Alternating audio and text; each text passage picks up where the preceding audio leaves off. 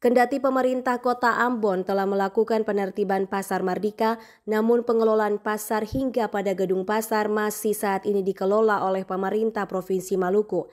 Ketua DPRD Kota Ambon Maurits Tamaela mengatakan, dari sisi aturan baik Undang-Undang Nomor 23 Tahun 2014 tentang pemerintahan daerah maupun Permendak yang mengatur tentang hak pengelolaan pasar ada di pemerintah kota.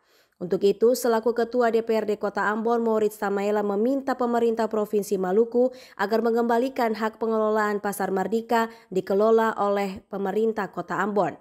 Karena sampai saat ini pemerintah Kota Ambon belum menertibkan Pasar Mardika secara mendetail, sehingga ia berharap Gubernur Maluku Hendrik Lewerisa dapat dengan bijak mengambil langkah tersebut. Apa yang menjadi suara dari rakyat lewat DPRD Provinsi, bahkan kami mewakili lembaga menyatakan hal itu, ya ini kami berharap untuk bisa dalam menuju ke situ mungkin kami juga DPRD Kota Ambon, mungkin bersama dengan pemerintah Kota Ambon untuk melakukan komunikasi dengan Pak Gubernur, dengan Pak Wakil Gubernur, dengan seluruh jajaran untuk hal dimaksud itu bisa dapat realisasi. Tamaela juga menambahkan pengelolaan hak pasar oleh pemerintah Kota Ambon juga sejalan dalam salah satu butir rekomendasi pandangan LKPJ DPRD Provinsi Maluku, yakni meminta pemerintah Provinsi Maluku untuk mengembalikan hak pengelolaan pasar kepada pemerintah Kota Ambon.